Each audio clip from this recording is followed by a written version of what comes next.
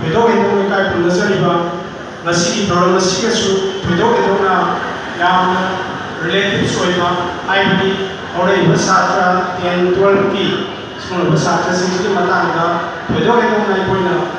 sada serba aibdai ipoina ngasi CPS ki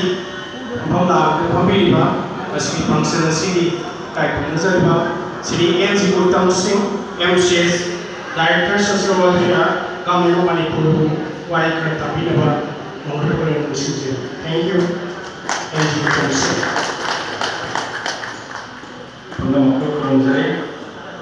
Masih Kurai Nandagam Dekai Jila Parishad Welfare Committee Nasin Diba Matric Amadi Class 12 Ki Parikhada Mai Pakaba Mairo Sing Populi Toramasida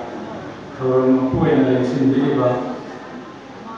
Ningwena Panjarabda Sri A. Kendra Singh, Honorable Deputy Member, Kurai Nandagam Dekai,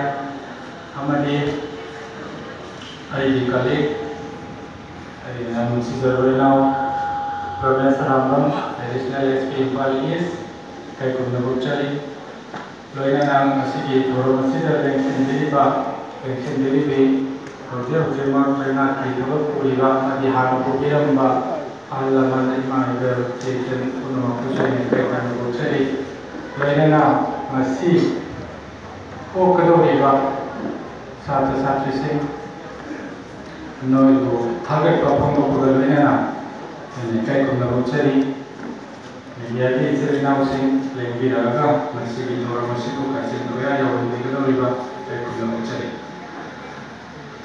Kaisu yang Serena Hainga Lake, Anang Sati Sati, I school, the Suki, Ozana, Adu, Ada, Adu, Sumana, Laudina, Moise advice of us, Suta, Adinga, Ananga is Sata. Tanimura, advice thousand and only I advice Peter Roy, Miser Roy. So now, example, correct some picture, Aquisi achievement considered or a choker Tabakatan Sumkura. Me, Amoina, Pasata, I have so a choco by Sakatan Kuba. Masasi, you the Basi, Manipudam doing properly. I be telling now to Sumai. Masai Masi unemployed by Tobum Country, Namani Hana Matama Kadopsi, the Kaisum Yugo, Tobum Country Balubamana, Yana Kani, Tika and Tanakano. Tika is the name of Kamasada by Shakali and Tonel. By Shak made a river, by Shasina to a river, Tan was a river mana, Lantarani, Tika, Kundi, Tika, Lion, Haiti, Karu, Yurisha, Babalana. Moina Tobatika said, Hello, the chance of Wang. Hydrina Kanada, Kari, no Tigari, Maram to country, by some minutes over so Hydri. Aduna Nasaki, always you can get a Chowa and Tuba. Aduga, my papa, me or a vessel, a Chowa to my papa Pasihana, Palam Kuba. Udusuya day, Aduay, I need it. Adu Katan Nate, a Chowa to be Marunda. Macam yang mana yang ini? Mirabaina, aku yang ini cekure. Mirabaina Olympic tu gol laure, ada Commonwealth Games tu gol laure. Mana yang coba cina tu dia pun kuiyo. Mana sahih tarani mamangga kayang warak dia ada mari awal awali macam yang tu. Aku ini kudi, aku ini naik dia. Asyik pasal orang mana sakit, mana naik tu budi, madunya. Mirabaina Jai Tara Mamanga Kayam Wagi, Kumana Poksana, one of the man Kayam Wagi. Nasia Green Manga, Promise Arabona, Kumana Masai MBS, additional SPC, or one of the Mamma Lan Macha Kayam Temaraki. Honorable Jilla Parisana Masini Tasi, or one of the Karam Macha struggle Mayama or Kiki had to never Penana Nobody. Aduga. Aku isi lain katang honar na semua lain kalau si lain si pasnya memang saya promise na hai gitu. Bang yang buang bah 18%, 19% katang jadi si dia tahu bagi mahuta. Semuanya pulang na tahu bagi mana harau bang punggu isi. 90% lain tak normal tu dah ini tahu lain par lain kan 99%. 100% फंगेना खलसे अतोपा मागी habit मचा मचा मयाम ignore तौगिबा मी ओइरम तारगदी हयें मासे return exam खलगा interview Chamba मतमदा मा nervous Chatna मु fail ओइबगी chance वांगे अखोई की personality मी personality मी character सिदी था मत सेम यादे था अहुम द सेम यादे मसीदी आईगी नुंती की आईना तौरिबा हैबिट मचा सिदगी लाकदबनी अदुना आईना मसी थंगनिदी अपिक पर हैबिट मयाम सिना नंगी पर्सनालिटी ओइरकदबनी अदुगी अपिक पर हैबिट सिना नंजी अचौबी ओइरकदोय नत्रगना पुरा लेखा ताके अदुना हैबिट मचा सेम तमसी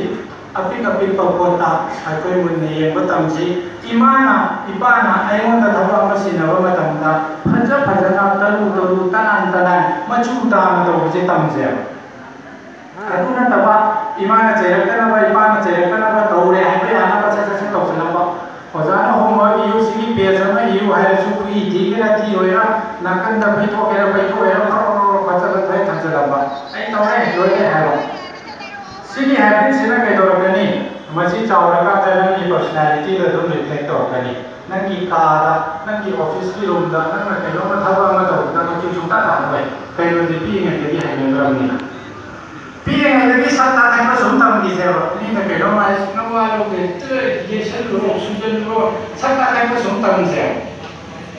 चावरा कादा पैया कादा बदो ngang na baya ko mi dum oya kane at pingai da mi gi mateng macha sum pangba mi bu nung siba sa bu nung siba uchek bu nung siba atu maina hai lei nung siba sumaina habit macha ji sum na chat thar kan da di ai chawra kan da di mayam na le bar dong ba mi nung siam na lei ba atha ba uchek chawra mi oya paya gi chance lei ne atuna ai gi tauri ba no gi tauri ba thabak macha sida Munna थोड़ा याव नहीं है अचौबु खतंग खंगनु अचौबु है तो कोई से मचा नदी इपा इपुन करे है मे पिकलबा सिंग मरिक ना चावरबा समुद्र इपा कोई उफुल कोकलबा उफुल मरिक ना चावरबा लेपुम चावरबा चिंदेव कोई है अतोप एग्जांपल अमगा पीगे आई नोमदा पुंग अनि मखाई लाइरिक पाए ना खलसे आई की इमानबदुना sorry ai na pung ani la re pai na khal se ai ki imana sina pung ani ma khai pai ai pati ai si pung manga ma khai da hogale na khal se ai ki imana ba thang na da le sina pung manga da hogale ka pung khai ma ngan na ma la re pai na khal se nang na khalam ba yai ma pung khai am thak hen ji ba ka yam hen doi no ma sina lung ti ki habit ko ra kan ti ka yam hen na ke do ai ha tang san do na ta ke पुंग अमदा आइना like से पाबा मतमदा चेना कुंदी bye पुंग अमदा चेना कुन पाय अतो आई से पुंग अनि मखाई पाता रगदी चेना खाई पाबनी पुंग अनि पाता रगदी चेना निपु पाबे आइना चेना निपु पारे नोमदा आई भी इमाना बसिना नोमदा चेना यांखाई पारे मा चेना तरा खबे हेमिया जजन वाला नोमगी वनी खलमगनी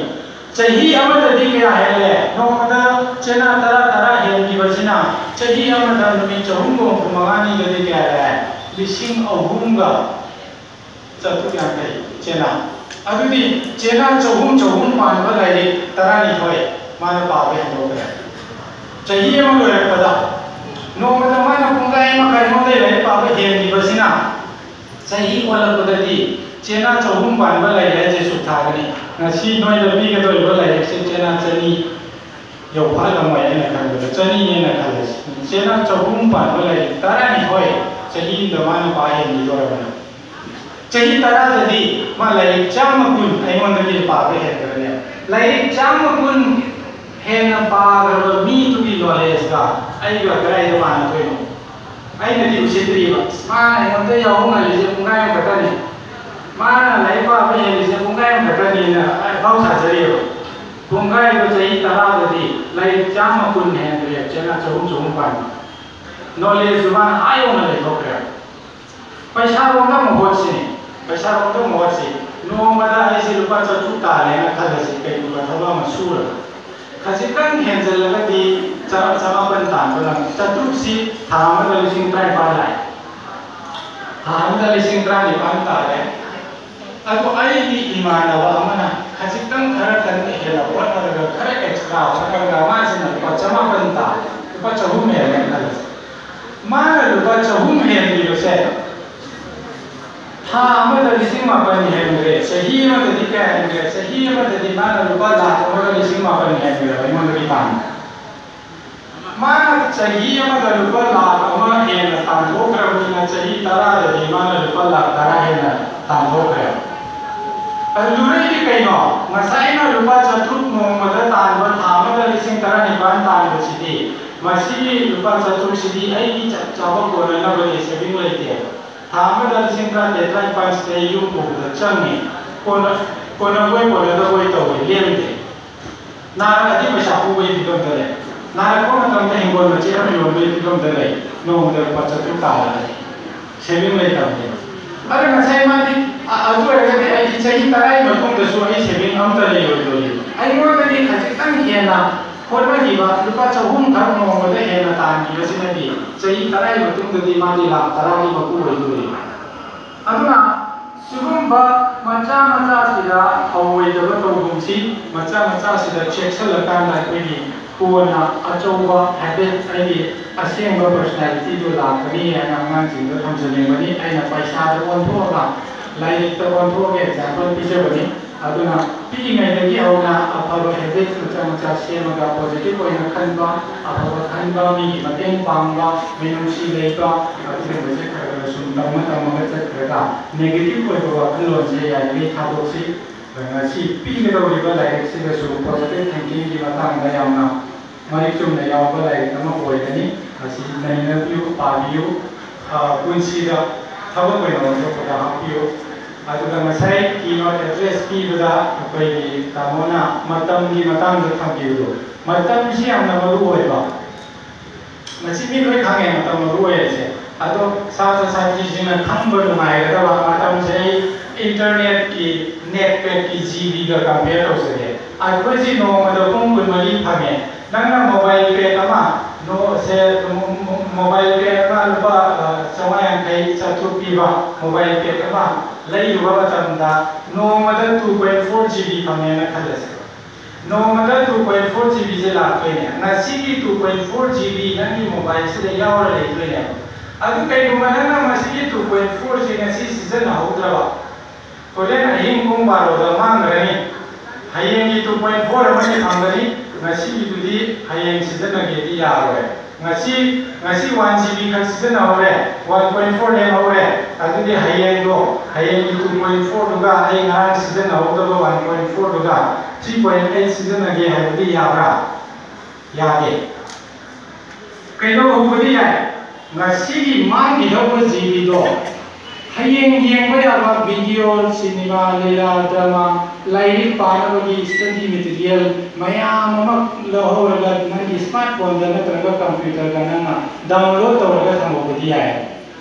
यावरिबा डाटा पैक तुना नंगोंदा तुंदा कानर कदा मचा मयाम डाउनलोड तौरगा तुंजे लौबा तारगदी नंगी 2.4 GB से मांगदे नत्रगदी मांगे सिगा चामाना ईश्वरा बजे पोपदगी पुंग कुनबरी नोमगी पुंग कुनबरी पीरगा लाया ngasi pung kunmari se fazana season ahudre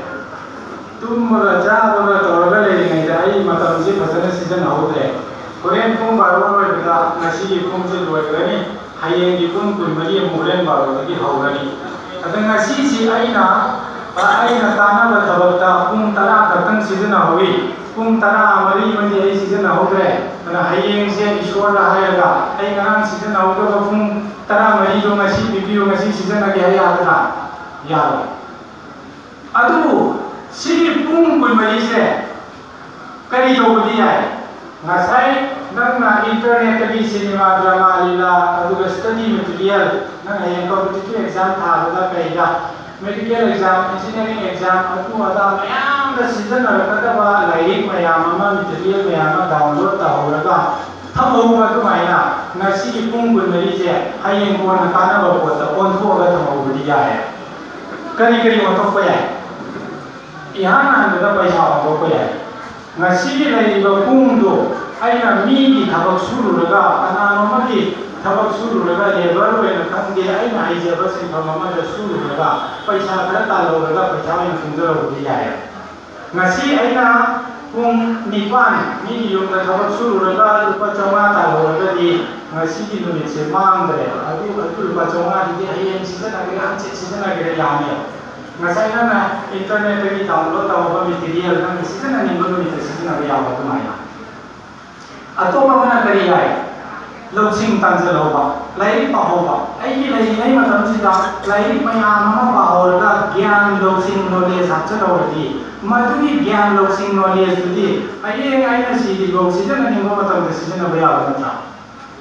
na terkena siang tanpa apa tanpa training ama candle छाप की ट्रेनिंग वगैरह साबुन छाप की वगैरह धूप छाप की वगैरह फी छाप एम्ब्रॉयडरी वगैरह anything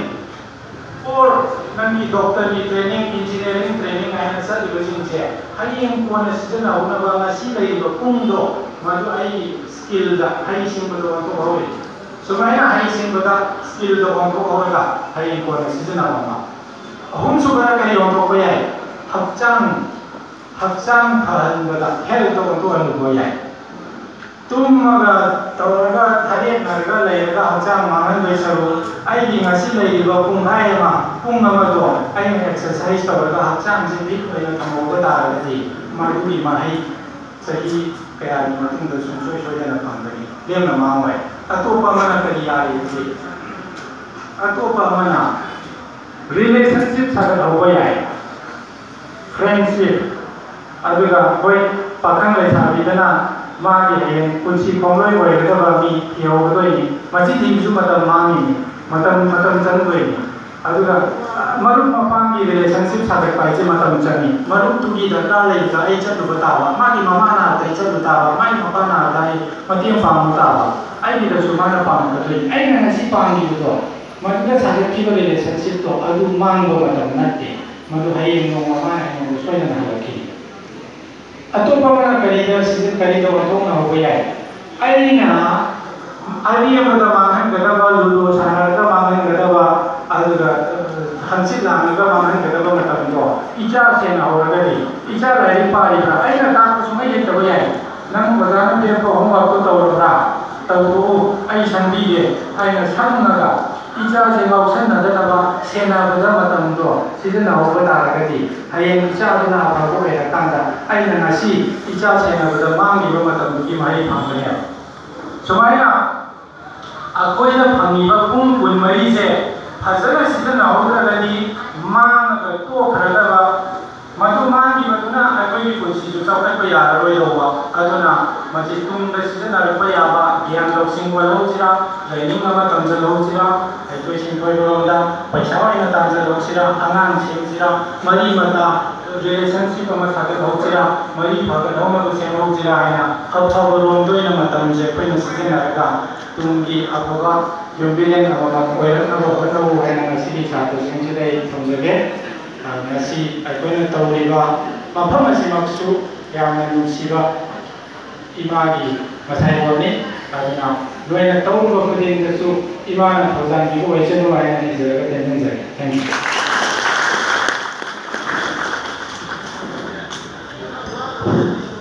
thank you sir Tuhan yang baik yang tak diberi bukan tak jadi